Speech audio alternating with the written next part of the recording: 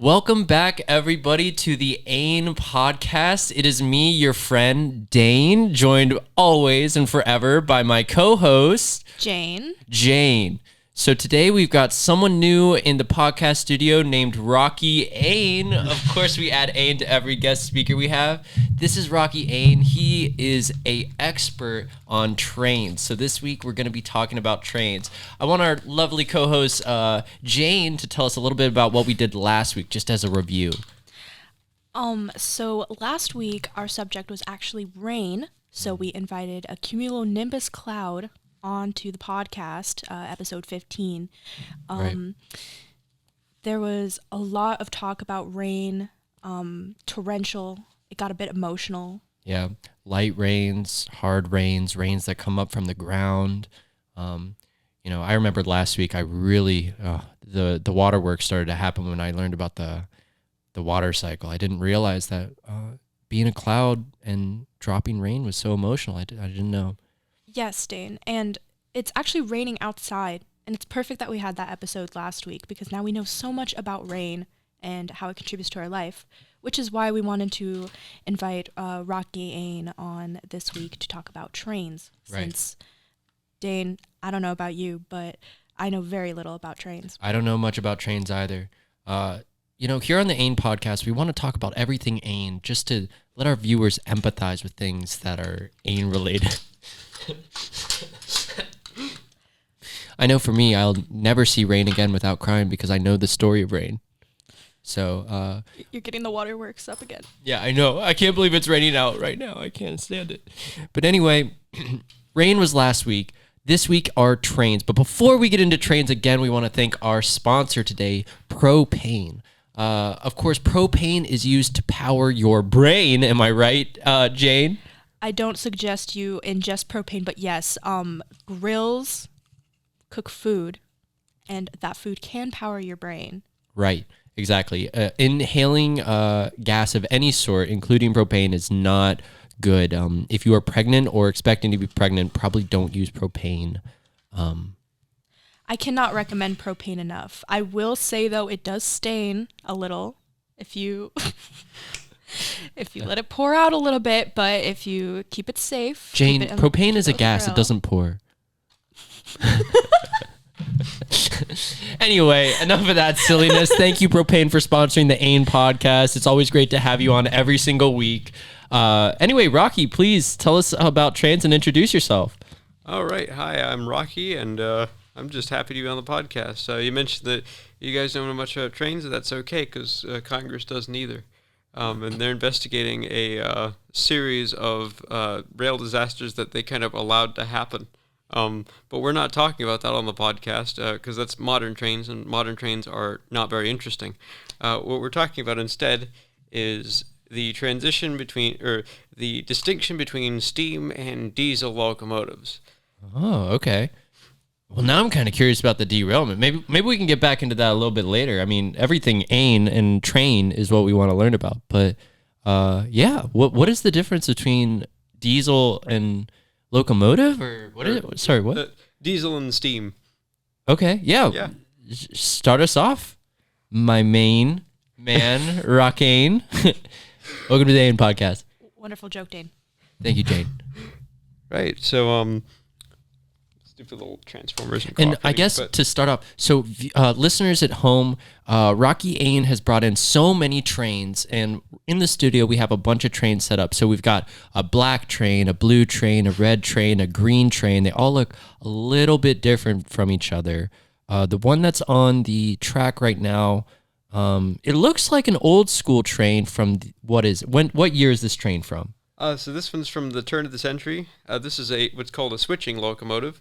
So you'll notice that, drag it out a little bit here. Okay, great. So this little locomotive, it's got a very stout boiler. It's got these teeny little wheels, and it's got a very small fuel tender at the back here. So this is where it holds the coal and the water. So for point of comparison, this is a steam switching locomotive, and alongside it here is the... Bump the microphone. You're all right. Alongside it here is the equivalent diesel locomotive. Oh. And so, I've actually... Well, actually, I might start off with a different one here because I've got a diagram. Listeners, I wish you could see at home what we have unfolding before us. Here, I can hold it. Yeah, thank you. Yeah, I brought this along for in-studio visual aids, helping us to describe functionalities of the various odds and ends. For all listening on YouTube, I'll have the editor put it on the screen. Jane's the best at doing that. Yeah, hopefully the clip channel guy is watching right now. Oh, he should be. He's over to the left. Say hi over there. Grain. His name is Grain. We had him legally change his name to Grain. Hey. What's up, Grain? So, okay, audience at home, I'm holding a diagram called the Modern Superpower Steam Locomotive. So what can you tell us about this diagram? Okay, so this is where this is a typical cutaway drawing of a large steam locomotive. The genesis of all of the steam engine's power starts in the firebox. It's this squarish section at the end of the boiler. Is this called the engine car? Oh yeah, it's a locomotive. Okay. So the firebox here is inside what's called the boiler. The boiler is where all of the water is boiled into steam. We learned about boiling last week with rain. That's right. Did you know steam is a part of rain? Or condensation, right? Yes. Yeah, that was the word, right? Okay, continue. Yeah, go ahead. Well, as a locomotive man, I kind of despise the whole concept a little bit because it leaves all this scale in the boiler. But we'll get around to that. Are you saying you're against steam? No, I'm against evaporation. You know, it should take all the impurities with it, but I digress. I've got some opinions, but I'm gonna hold. I think next episode should be a week train versus rain. Oh, do we really want to bring back the cloud? It was a lot of money to bring the cumulonimbus cloud, but we could do it again. It was hard fitting her in the studio, yeah. Hey, that was kind of fat-phobic. Okay. Anyway, moving on. Rocky. So tell us more about the engine. Gene, I'm so sorry. Yeah. So we've started off with the square section at the back of the boiler. That's the firebox, and inside the firebox is the heat source that transforms the water into steam. In this case, it's a coal fire. Sometimes they're oil fired, and other times they're wood fired. One of the nice things about a steam locomotive is as long as it burns hot enough to produce steam, they can run on anything. So the heat from the firebox travels through the front of the boiler through a series of little tubes. And these tubes and the firebox themselves, the firebox itself is surrounded by water. Oh, yes, I can see this now. Yeah, okay, keep going. So the outside walls of the firebox are touching the water, and the outsides of the tubes are touching the water. The reason for all the tubes is they increase the surface area, so there's more metal in contact with water there. And so the smoke goes through the tubes from the firebox up to the front of the boiler called the smoke box. The smoke box is where the chimney is, and the hot gases from the fire get drawn up and out through the chimney. At the bottom of the firebox, way at the other end of the boiler, there's actually an open space underneath the fire in what's called the grate. And so when the exhaust gases go up the chimney, they actually draw in fresh air, and it allows the fire to burn hotter. So all of this is to heat up the water that's surrounding the firebox and the boiler tubes, and it transforms it into steam. The steam then goes to the top of the boiler in a little nub called the steam dome. They want the steam from the top of the boiler because that's the driest steam, has the least amount of water in it. And in this case, this is a superpower locomotive, so it has what's called a superheater. So when the engineer opens the throttle to get the thing moving, steam is let through a valve, and it actually passes through the inside of the fire tubes again. So it goes through. It goes back into the fire tubes themselves, and the steam actually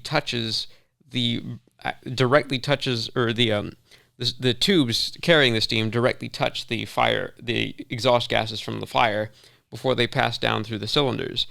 Doing that expands the steam a second time, and you get a lot more power out of it.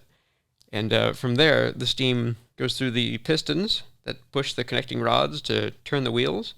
And every time it does that, the exhaust steam gets shot straight up the chimney. Uh-huh. And as I mentioned earlier about the exhaust from the fire pulling fresh air through the bottom of the fire, by having the sort of induced draft of the engine going up the chimney, it pulls fresh air in through the fire, and so as it works harder, the fire burns hotter, and it actually makes more power than it uses. It's really heating up. Yeah. Sure is, Jane. Wow. And- So these pistons, let me just ask a question. So are the pistons, do they move because of the pressure created by the engine? Okay, Yep. that's what I thought. Does the water pressure, does it have any lubrication for the pistons? Because these are metal running against metal. What does that have to do with stuff? That's actually a very good point. So on a lot of the very earlier steam... I've actually got a few different models here. On some of the very earliest steam locomotives, like this little fella from the 1830s, that kind of thing wasn't really so much of a consideration because they moved very, very slowly. So this one would have done maybe 30 miles an hour. And so they just had a little tap at the end of the piston that they would put oil into. And so every few miles or so, they'd have to refill it. Otherwise, the piston would wear itself out. Right. Then in the 1870s, if I pull up this larger 1880s type locomotive, so this monster, which could do 100 miles an hour, can't really rely on being oiled, having the pistons oiled manually every so often. That's just not practical. So an inventor called Elijah McCoy, who was I believe he lived in Canada, but he was a former enslaved person and became one of the first prominent black inventors in the 19th century. He developed what's called the McCoy mechanical lubricator, and so it's a steam oiler that runs off the driving rods of the engine, and it puts a little bit of, every time the wheel goes around, it puts a little drop of steam oil inside the piston as it goes back and forth, and so as the engine's running, even if the throttle is shut and it's just coasting, it'll still be oiling the inside of the piston as it goes back and forth to keep it from wearing itself out. And because his lubricator design was so good, and there were several different types that came out, a lot of engineers would ask, does this engine have the real McCoy lubricator? And that's where that phrase comes from. And yeah. That's very fascinating. What would you say your favorite train is? That's a question that changes every time. Well, I don't know. I guess with I guess because I have a model of it right here. One of my favorite American locomotives is the New York Central 999, which was this isn't quite the same locomotive, but it's a similar kind of deal. It was a locomotive that was built in the 1890s, and it's a steam locomotive that was allegedly. This is a big allegedly. We don't have any way of confirming this.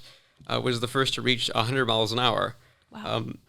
This was in the 1890s, and again, they had no real good way of measuring the speed, and this was for this is the locomotive that ran the Exposition Flyer, which was a fast train that ran between New York and Chicago to the Columbian Exposition in the 1890s, and because it was such a special train, the railroad that owned it had a rival railroad nearby.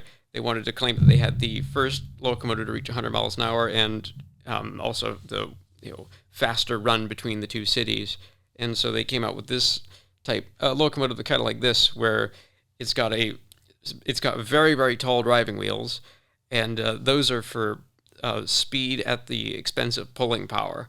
So it's got this very skinny boiler up top that is hoisted up so high so it can clear these wheels. The cab itself is kind of squished a little bit because they wanted to make the wheels as big as possible, and so therefore they kind of sacrificed crew space. So this was how you built a fast locomotive in the 1890s. This, unfortunately, because it's got such large wheels, it actually can't really pull much of anything because this is kind of like if you imagine like a bicycle with big wheels. You go a lot further with each turn of the pedals, but you lose a lot of the torque from it. And so this engine with its gigantic wheels was only ever used to pull about 4 or 5 cars at a time. And it could do 90 something miles an hour, but it was very quickly replaced by bigger and better things. Like for example, this is your typical 1890s locomotive. This is your typical 1930s locomotive. And you'll notice that it's intended for the same job, but is like 2 or 3 times this overall size. Mm-hmm. And this is the one that was in that diagram, the superheater type locomotive. And this is with my thing on steam versus diesel. This was really the thing that the diesel locomotive had to really eventually beat out, was this type of steam locomotive, because, as I mentioned, this thing is a steam engine from like the real height of the technical development of them, and so it has all kinds of efficiency increasing devices and all kinds of modern refinements that the diesel locomotive had to compete with. Could I jump in here and ask a question? Mm-hmm. So I'm noticing the big wheel size so that increases surface area, right? Yep. So is the increase in surface area related to the speed that it's able to get? Yep. Is that right? Okay. Yeah. Well, it's the increase of the diameter. So yes. Okay. Yeah. So for each turn of these wheels, it goes a much further distance, and it does that without having to exert extra power. And so this one, which has 6-foot high wheels, I think the general rule of thumb when it comes to steam engine wheel sizes is that for every inch of wheel size is roughly approximate to about 1 mile an hour speed-wise. Oh. So, for example, this thing with 86-inch driving wheels can comfortably hit 86 miles an hour thereabouts. Wow. And what are the biggest wheels you have seen on a train? These are the largest wheels on any American locomotive ever. They're the largest ones on any locomotive, period, though. I do have a model of this one, but I don't have it with me. Was a British locomotive that was built to an even more extreme version of this, where it just had the one driving wheel, but it was a single driving wheel that was 8 feet tall. Oh my gosh. Yeah. 8 feet tall. Yeah. Which, again, it was just the one wheel, though, so it really couldn't pull much of anything. But it was okay, because in the 1870s, especially in Britain, wooden passenger cars were a lot lighter. And then when they introduced I've got this model here. When they introduced these steel heavyweight type cars, obviously something like this isn't gonna cut it. So that's when you get the big stuff like this coming along. Oh wow. Would you say that speed of a train or how much it can carry is more important in the design of a high-quality train? That's a good question. Good job. Mm-hmm. Nice, Jane. Nice. Thank you, Dean. Yeah. Well, it kind of depends what you're doing with it. So, for example, this locomotive here is a New York Central Hudson type locomotive, and this one again has the sort of taller driving wheels, and the design of the pistons and some of the motion is curated for running fast with a relatively short train. I say relatively. This was meant for pulling the 20th Century Limited, which was a dozen or so big Pullman cars. But for pulling heavy loads, you might, for example, have something like, again, this is a model I don't have with me, but if you imagine something that's twice this long with 16 teeny tiny little wheels, that's your typical heavy freight locomotive, and that might not be able to do more than 50 miles an hour, but you could haul 100, 200 something coal cars with it. And so it kind of just depends what you're going for. Although I guess that is one of the advantages of the diesel locomotive, is that the most of them are kind of equally suited for doing a bit of both, whereas steam locomotives tended to be pretty unique because they would be commissioned by a specific railroad for doing a specific job. Okay. Fascinating. So what you're saying is diesel beat out steam in terms of speed and the ability to carry weight, right? The thing is, it's kind of in the middle. So if I pull up the one of these diesel locomotives, so this is your again on this side here we got the 1930s superpower steam locomotive here. Mm-hmm. This is, and the 1930s was when they first came out with the pop this down here. First came out with the diesel streamliners. I'm gonna have to kind of crane my neck. Oh yeah, sorry. Train over there. Oh yeah, I'll just slide this one out the way. There we go. Thank you. So yeah, this is your typical diesel streamliner of the early 30s. So this was actually, if I can go back to the beginning of where the diesel locomotive comes from. So initially, the very first diesel locomotives were things like this rail car here. So the idea with this one was the railroads for long distance high speed traffic were pretty much unbeatable. But they were losing money to competition from trolley lines and automobiles in doing like short distance commuter runs, because if around the turn of the century when things like the Model T came out, suddenly it was a lot more convenient to just have your own car and go wherever you wanted. Right. And so on a lot of the branch lines, which would be like 20-mile spurs that go from a main line junction to like the middle of nowhere, those were really losing money. And so what they previously had done was just use old locomotives like this little thing, and they would just use old locomotives that were demoted from mainline service for hauling like 2 or 3 car passenger trains on some of these branch lines. Now to do that, you have to have like a 5-person crew, because you got to have like 3 people on the engine and then 2 or 3 people on the train itself. Whereas the trolley companies with the long distance interurban cars, the electric rail cars, they only needed a motorman at the front to operate the car and then a conductor, and that was it. And they could also stop wherever they wanted, because with a single electric rail car, it was a lot lighter.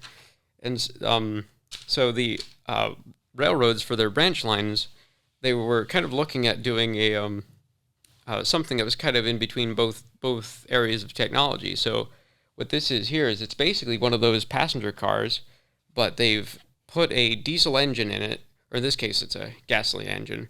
And like the trolley cars, they actually borrowed the design of the wheels from the trolley cars, which is to say that this actually runs on electric motors, and it's basically a trolley car that carries its own power plant on board. So it has a gas engine here that's generating electricity, and then it's got trolley car style trucks underneath it for moving it along. Wow. Yeah. So they came up with these in the early 30s. These were for very much a Depression era thing, because they were for going on the keeping the branch lines open, because this is more or less for keeping the mail contract rather than moving people, because there's a little mail compartment on here. And Rocky, yeah. I'd like to interrupt you and say this is insane in the membrane for me. I can't speak for Jane over here, but it's simply insane to me to comprehend what's going on. Yes.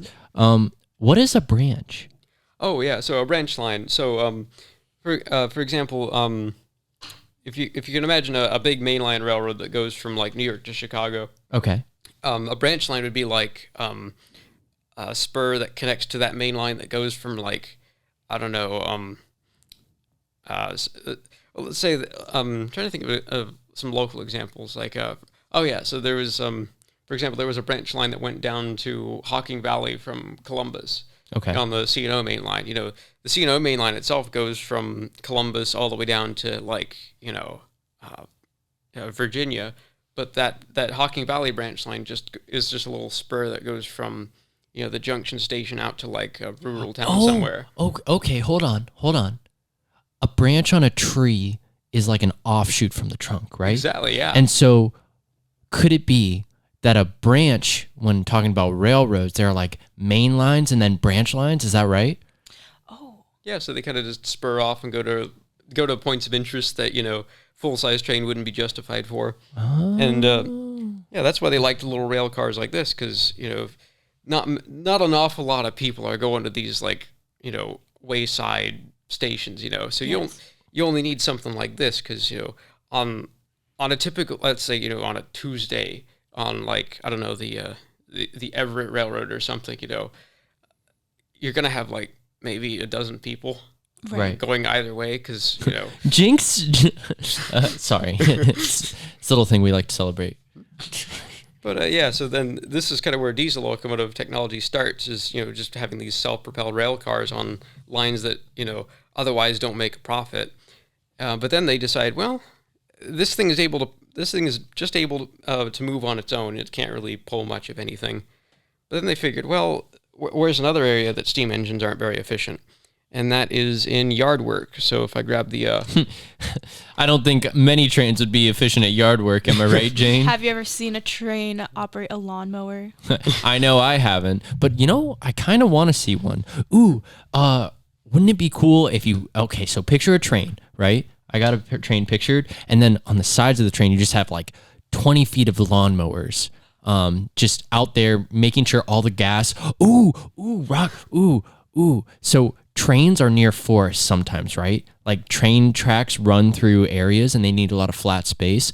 Are there any trains that do have lawnmowers attached to keep the rails clear of any brushwork or any of that type of stuff? There actually are. So for like maintenance... Oh my God, Jane.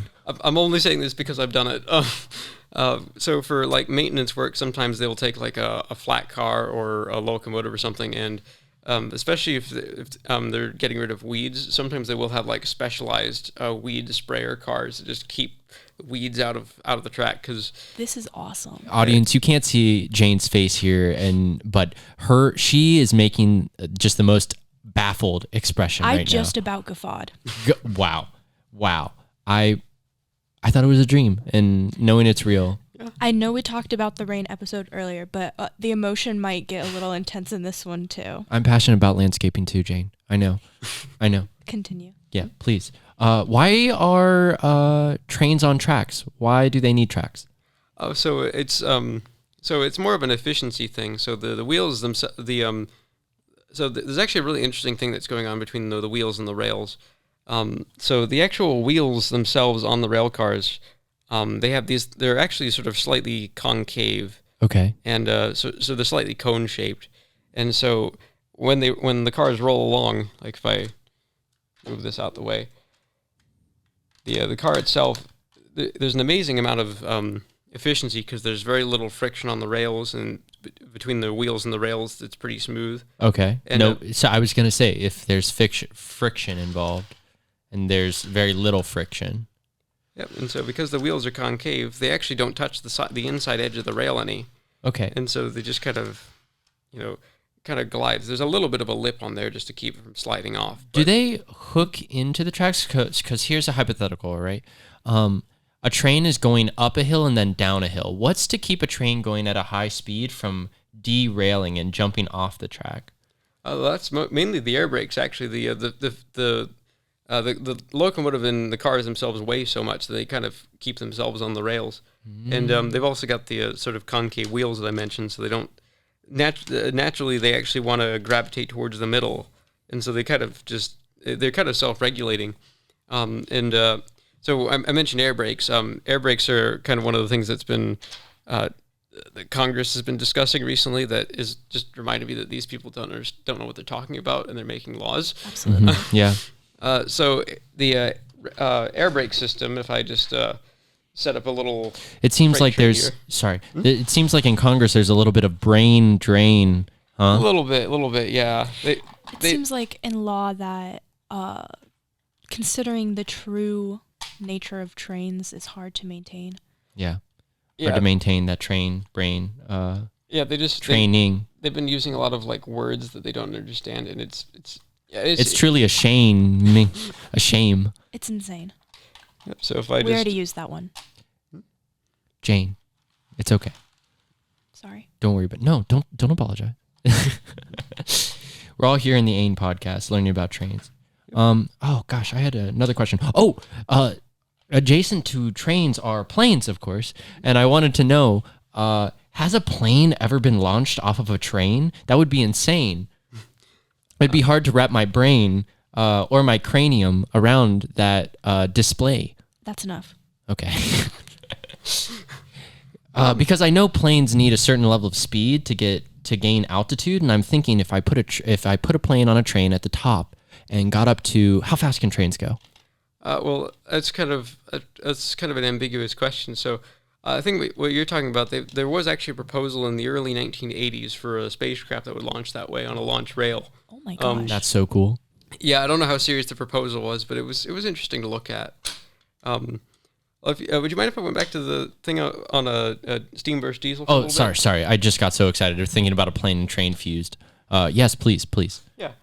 So I mentioned the first application of the diesel locomotive in replacing steam was on branch lines that nobody cared about. On that with that little self-propelled rail car. Uh-huh. The next area where steam engines were supplemented was in switching. So if you imagine a railroad yard, I don't know if you've seen the ones downtown or anywhere. There's dozens and dozens of tracks, and what they're doing is they're taking cars and uncoupling them and rearranging them. If this little transformer worked, I would demonstrate, but that's for another time. So basically, what this little guy is doing, this little steam engine here, is it's just moving back and forth and sort of rearranging cars around the yard. So if you imagine there's a whole bunch of rail spurs, it'll like set one aside here and then put another one here. It's kind of just like a big game of cards or something. Okay. And so for doing that, you don't necessarily need a very big locomotive. You just need a locomotive that is strong enough to get cars rolling and sort of push them around. It doesn't really need to be able to go on a long journey. So that's why this one's got such a small fuel tender and doesn't carry a lot of water with it. It doesn't really go that far. It's also why it's got these teeny tiny little wheels, because this is going to be going like maybe 10 miles an hour most of the time, just kind of kicking cars around. And so when you're talking about switching, I'm imagining a rail yard. Are these just like the act of switching is where you take a train engine that's just rearranging the train cars onto different trains and in different places at a train yard? Yep, exactly. Yeah, so if you imagine a train with a bunch of cars comes in, they got to figure out which cars are going where. And so sometimes they'll take a little locomotive like this, and they'll break the train up and find out what's supposed to go where. Sometimes they'll make a local delivery, just setting off a car to where. You're all right. It happens to all of us. Yeah, maybe they'll set a car off at a warehouse and come back for it later, things like that. And so that with a little locomotive like this, that's kind of ideal for it. The trouble with a steam engine doing this kind of job is that its steam engine is very overqualified for it, because switching cars around the yard, most of the time that a switching locomotive spends is waiting for instructions. So like if it's finished organizing a train and there's nothing else for it to do, well, it's just kind of got to sit there. And with a steam engine, you can't really just turn it off, because it takes hours and hours for it to heat up and hours for it to cool down. And so when they're not being used, there's still at least a little bit of a fire going to keep everything, warm enough for it to be used. And so if you imagine this little switching engine is just finished, rearranging a train bound for Chicago or something, and it's 6 hours on the schedule before the next thing arrives. Well, it's just going to kind of be sitting there for 6 hours. Somebody's got to be there to at least like watch it. And it's just kind of a waste of everybody's time. And also the big power difference with steam engines is that a steam locomotive can they're very hard to get horsepower measurements from, because they're kind of an elastic power. With a steam engine, if you imagine the piston is filling with steam, it actually produces the most amount of torque when it's just starting off. And so like it's kind of forcing itself to get going. But there's a few gaps in its power around the wheel where it's not quite as strong as it could be. And so because of that, a steam locomotive can pull a train that it can't start. So if I pull up the Hudson locomotive as an example, this is a very high-tech steam engine, and this thing, it's got very large driving wheels and has a hard time getting itself going. And so it actually has this device on the back here called a booster that just cranks this little wheel over to help push the thing forward to get it started. And once it's started, it can produce all the power in the world. Whereas a diesel locomotive can start a train that it can't pull, which is to say that a diesel locomotive, it's creating the sort of torque that it's creating is very much instant. But with a diesel locomotive, its power is very much limited. Once you have the throttle open all the way, that's it. You can't coax any more power out of it. And so because of that, when they were doing, trying to replace something like this, they needed to develop they needed a development process to get anywhere near this thing. Whereas for this little switching locomotive, which is just moving cars around the yard and spending a lot of time just kind of sitting around, the diesel locomotive is kind of ideal. So they adapted the technology out of this rail car into this little switching locomotive. And so you'll notice that the diesel switcher, it's kind of shaped like a steam engine, where like the cab's at the back, there's the motor at the front. And the idea with that one is, unlike a steam switching locomotive, that one can start up and stop pretty much instantly. So it's a little bit more efficient for moving cars around. And the really important thing in a rail yard is that you can turn that off. Because it's a diesel engine, you just turn the key and then it stops. Which I would guess is less of a fire hazard, right? Yeah, and it's a lot more efficient in terms of fuel. I think there was a statistic that General Motors put out in the early 30s that for every 4 carloads of coal that yard switchers would use, the diesel would use 1 tanker of fuel. And so it was a Did you say 4 cars of coal? Yeah. Oh my goodness. Wow. That's mainly because the steam engine, the steam switchers would be working for like longer shifts and things, whereas the diesel, when it's not being used, they can just turn it right off. What a waste of resources. Jeez. Yeah. Well, no wonder the steam engine was the switcher steam trains were put out of commission and replaced with diesel. It's so much more energy efficient and safe. Yeah. We want to take a short ad break to remind our viewers that we support fracking and oil drilling in national parks as well. No, I'm not going to walk back my statement. No, I'm not. I'm not going to. Dane? Yeah. Whatever. Actually, I have a quick intersection to say that I actually have to go to my other job. Okay. Very soon, so I hate to cut it short, but if we could wrap it up soon. Oh, yeah. That's okay. Can you, how soon are we talking, Jane? I have to go to my next job in 7 minutes. Okay. Oh, yeah. Well, all right. Then with that being said, we're really busy at the AIN studio. Yeah. Rocky, thank you so much for coming in to talk with Jane and Dane, about trains. How about we go over a little bit of what next episode will be like? Yeah, sure. Jane, do you want to take it away? Yes. So the next episode is actually going to be about chain. So it will range from everything from actual physical tangible chain mail. Ooh. Dane, can you think of any other chains? The chain that is around my heart that I'm trying to free every time I wake up. Yes, and we are actually trying to get special guest Chain Chomp. Ooh. There's also British locomotives. You might get a crossover with British trains because that's how they couple those. With chains? Yeah. Oh my gosh. We could have been talking about chains this whole time. We didn't even need to bring in the Chain Chomp. Yeah, I know. I just came in here with my silly old knuckle couplers, Your trains are anything but plain. Yeah. Oh, yeah. That's exactly right. Oh, yeah, but they got these Janny couplers. They could have had chains, We could have been more dangerous. Yes. Yeah. That's really good. Well, thank you so much, Rocky. And consider the AIN at the end of your word, or excuse me, sorry. My brain, am I right, Jane?